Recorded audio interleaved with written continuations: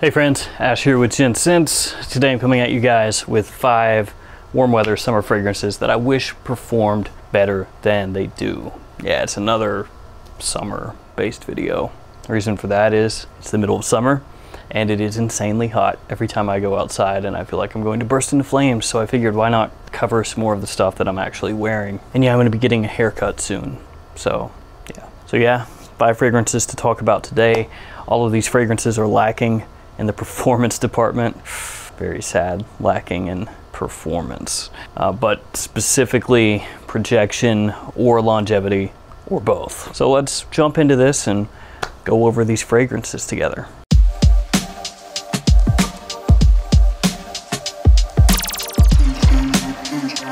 So each one of these is a fragrance that I like. Each one of these is a fragrance that I have worn, and each one of these is a fragrance that when I do wear, I tend to go pretty heavy or have to reapply if I'm wanting the fragrance to last throughout the day. None of these scents here today are ones that are going to last me through a work day or last me through a day in general. Most of these are going to have 3-4 hours of longevity, and some of these go very soft, become a skin scent within even 30 minutes. Now the first fragrance I want to talk about is one that I like more than the general consensus on the fragrance. So general consensus on this is that it's so-so. If you go to Fragrantica, it's not one that's really universally loved or anything like that, but it's one that I like a lot. And it's this one, Hugo Boss Bottled Tonic.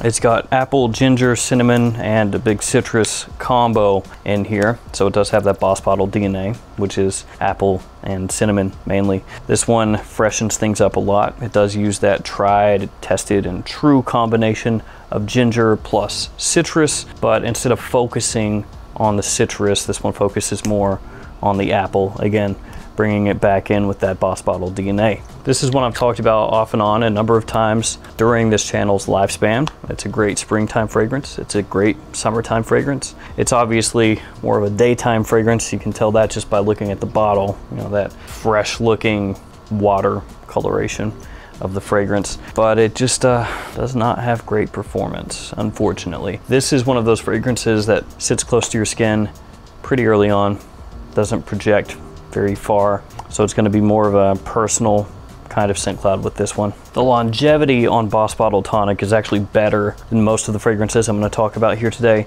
Most of the other fragrances I'm going to mention last a couple hours less than Boss Bottled Tonic does, but Bottled Tonic still yet not a great performer. It's passable as far as summertime fragrances go, but I really wish that it projected a bit more, it had a little bit more of an oomph and lasted a little bit longer.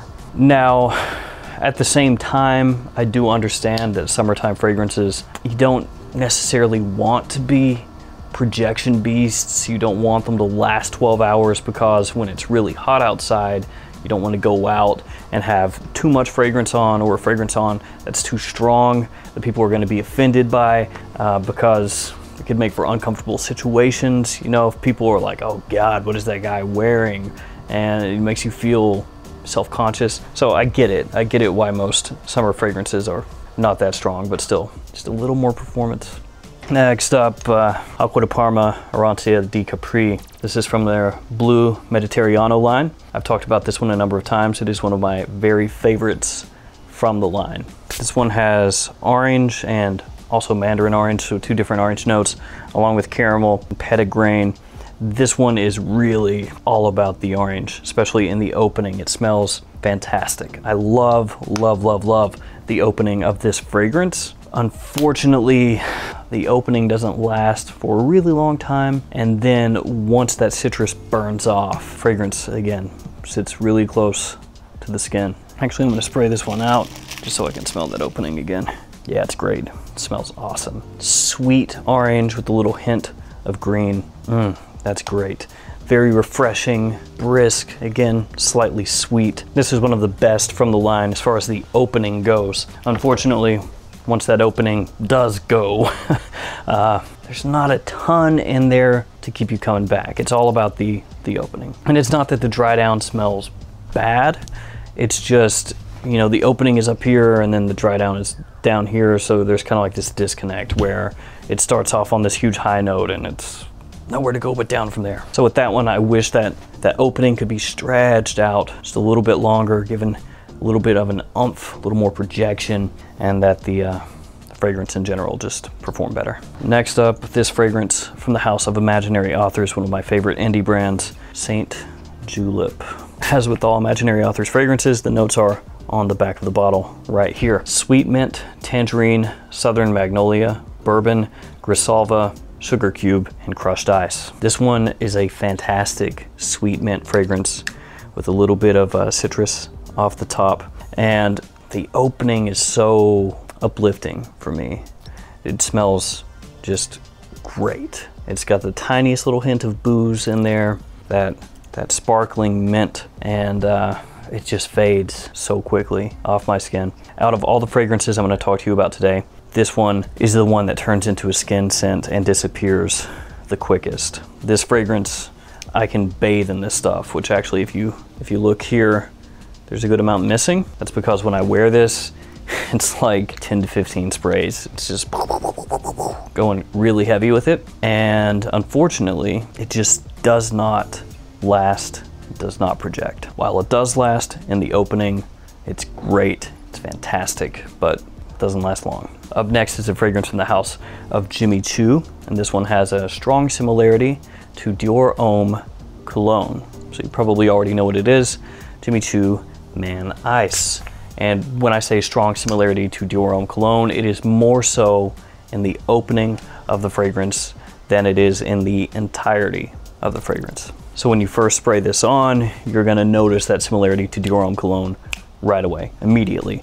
As they dry down though, they do differ. Jimmy Choo Man Ice leads into more of a woodsy type of dry down, whereas Dior Homme cologne is gonna focus more on musk, and also Jimmy Choo Man Ice makes use of ambroxan. So this one has citron, bergamot, and orange as some of the notes in the fragrance, so it's a big citrus combo there off the top. And this one really does what the name of the fragrance says, ice. Cools you down, makes you feel freshened up. It's a great choice for this time of year because it really does help offset that heat and that humidity and just makes you feel clean, makes you smell really nice. Like all the fragrances here, it just doesn't last. The atomizer on this is fantastic. This is like a near Dior quality atomizer. It's like you're getting near Dior in a lot of different ways with this fragrance, but it's very affordable as compared to the Dior.